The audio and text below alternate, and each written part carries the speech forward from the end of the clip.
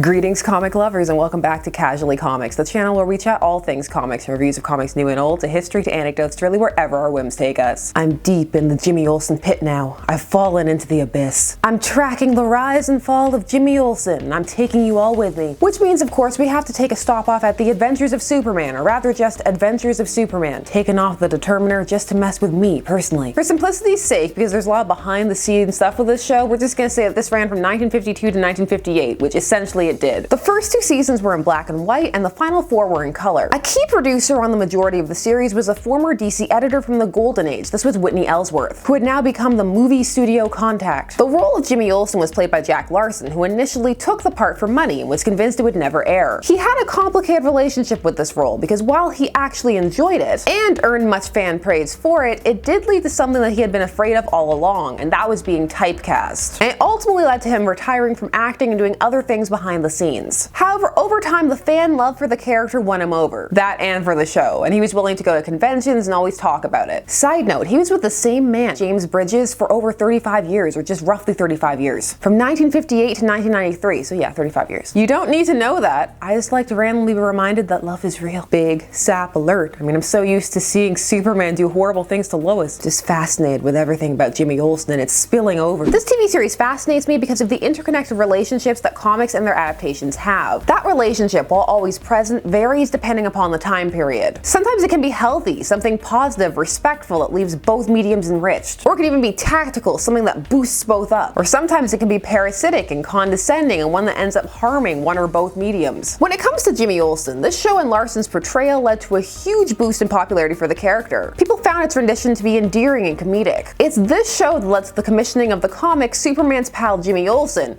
which its success would then lead to the commissioning of Superman's girlfriend, Lois Lane. And the fact that this comic got commissioned was in and of itself something, because this character was already a staple, but then to boost him up that much to think that people would actually just read about Jimmy, and they were right. Him and Lois as supporting characters for Superman have appeared the most in adaptations, and potentially Jimmy might edge her out just a little bit at the time of this recording. So as mentioned, this series helped launch Superman's pal Jimmy Olsen in 1954, a comic that would run solid for 2 decades, and even at the end of that be rolled into another comic, so it wasn't really canceled for several more years. Another interesting Jimmy fact is that Jimmy is actually named Jimmy in the radio serial, so in another adaptation. In the comics, his first appearance is claimed as an unnamed office boy in Action Comics issue 6. So Jimmy may be one of the earliest examples of successful bleed back of adaptation to comic. There's so much to explore with Jimmy, and so I've been working through the Jimmy-centric episodes of this series, and I thought, why not bring you all along with me? Because sharing is caring. I'm starting you off at a random point, because that's how I roll. So we're gonna be taking a look at Season 2, Episode 22, Jimmy Olsen, Boy Editor. Why? Because this story is an adaptation of a comic story from the Superman comic. Keeping the theme rolling, baby. This story is adapted from Superman 86 from 1954, which is the same year that this episode aired. Synergy. That's what happens when you have a higher up also working on the show who still has pull. That story in the comics is also the story that sees Jimmy use his TV and radio show catchphrase, Great Caesar's Ghost, on panel for the first time. Although actually Perry's the one who says that more. I don't know, everybody's just saying Great Caesar's Ghost. It's what the hip cool kids are doing. So let's dive in, but a couple of things before we get started. Firstly, I'm Sasha, and if you're enjoying this content, you know what to do. Hit that like button, hit the subscribe button. Join us in this comic book journey.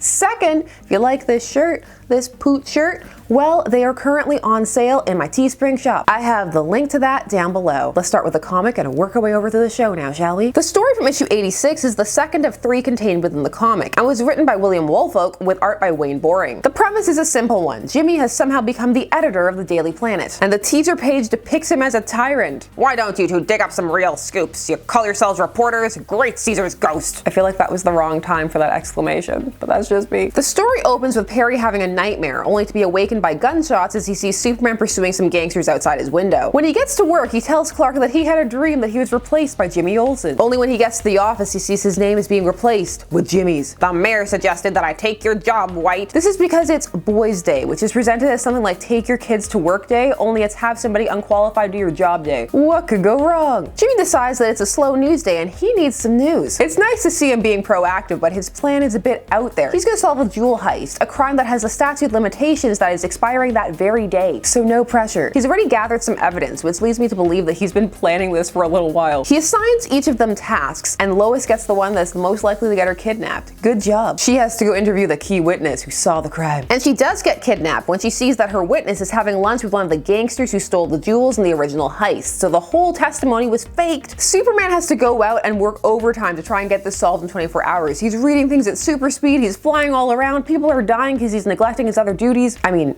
you don't see that part, but we all know. And he spots Lois mid-kidnapping, so he has to go get her. I mean, his day's not really complete unless he saves her at least once. So they have the first half solved. The witness was a plant, but where are the jewels? Well, Perry finds those just in a jewelry store that is a front for this gangster. Wow, what are the odds? The police really look hard. He runs back to the planet to tell this to Jimmy, only he's followed by the gangsters. Seeing them being held at gunpoint through a window, Superman decides that he best not barge in, and instead breathes chloroform into the room through a pipe. Much better. And the day is saved and the crime is solved. The end. I give this story 2 out of 5 possible. Mess. Such placeholder. Much story. So what does the show do with such a mediocre foundation? Let's find out. Well, we start off strong with Perry's nightmare. White, when I can't rely on you to do a simple thing like going out for sandwiches. I'm sorry, sir. It won't happen again. Alas, that is all we see of comedic tyrant Jimmy Olsen. Perry then goes to work and sees his name being removed and flips out.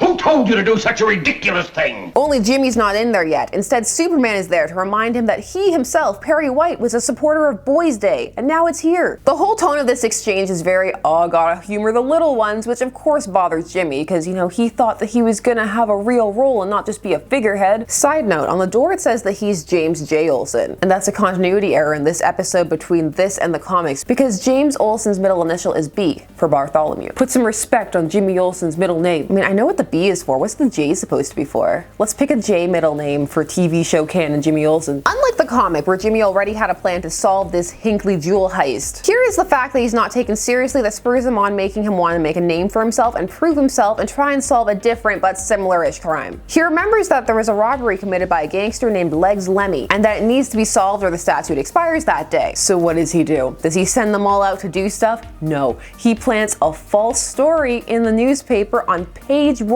saying that they have new evidence. The gangster, of course, reads this and doesn't realize that at that very moment, Jimmy and Lois are just scouring through the evidence, which they've somehow managed to get in their office in that short time period, and they're gonna solve it. Terrible, terrible use of the resources. The lies. Jimmy's gonna get sued. This is why we can't let Jimmy run things. Boys Day for everybody except Jimmy Olsen. Clark's contribution to this episode is mostly living for what a disaster this is. I flicked the switch on the intercom. He just wants to listen to the world burn. He needs all the tea. Now, the gangster in question reads this article and decides that he can't let this happen. They're not going to use whatever new evidence they have. So he goes there, gets all the way to the head office with his goons and their guns, and holds Lois and Jimmy hostage. He doesn't believe they don't have evidence. He's gonna sit there and wait it out until midnight. Clark says they can't go in because they could hurt them, but also nobody calls the police or anything like that. This is a very box-style episode, meaning the majority of it takes place amongst the 2 sets, or just a couple of sets. It does have a great Lois moment though, where she tricks one of the goons, Toots, into giving her his gun.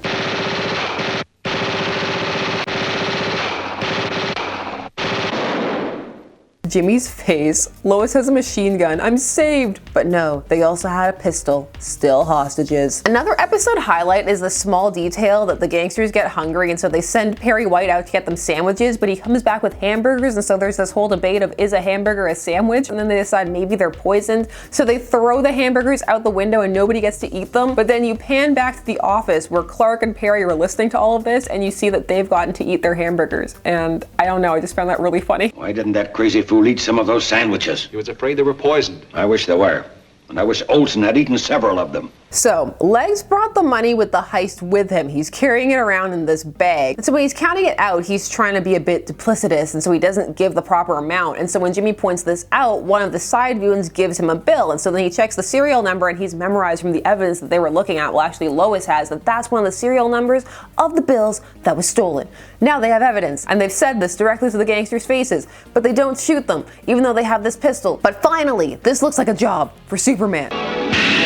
Superman does solve this in the same way as the comic, except this time he has to go to the hospital and get some chloroform so that he can knock everyone out. Here, Superman, take this can of paint thinner that we covered with paper. I'm sorely tempted to do something I'd probably never regret. Chief. Jimmy takes credit for planting the idea that everybody would fall asleep in their heads by yawning and then doing it himself. Perry finally called the police, and so the gang gets arrested. The end. Ugh, I mean, you can only do so much when you have such a thin base story to work with. I had to think of a word there for a minute. I was like, oh, pick adjective. I'm not sure which is more fun, Tyrant Boss Jimmy or Hapless I Need to Prove Myself Jimmy. The interaction with the gangsters is a bit more fun than watching our supports run around and gather evidence, but in both cases I think Jimmy proved he doesn't think far enough ahead as editor. Also in both cases I think they proved that this is a very flimsy premise, and that's saying something because this is the Silver Age. Well, the very start of it, let's be fair. For me, I find this episode fascinating from an adaptational point of view, just seeing the little changes that they made to it. And of course, because however, I will forever be grateful to this episode because it led me down a path of Jimmy episodes, and it only gets better from here. In the very next episode, Jimmy thinks he's being haunted by a ghost. There are Prince and Pauper episodes, more than one, but my favorite one is when he switches places with a king, when they find out he's about to be executed by firing squad. Also, Jimmy invents an anti-gravity serum. That one's pretty good. Jimmy becomes a millionaire. Olsen's Millions. That one's pretty decent because you get Jimmy just buying ridiculous things. And then of course there's an episode I just had to tell you about even though it has nothing to do with Jimmy, and that's The Dog Who Knew Superman, where in a gangster tries to get his dog to identify Superman's civilian form. Quality content. There's no turning back for me, so help feed the Jimmy addiction. Tell me Jimmy things down below. And while you're down there telling me Jimmy things, please do all the other YouTube things. Like, share, comment, subscribe, and hit the bell notification so that you never miss a vid. Thanks so much for taking the time of your day to spend discussing comics with me. I always appreciate it, and I will see you again soon. One last thing, remember, if you want the shirt, link down below. Bye-bye.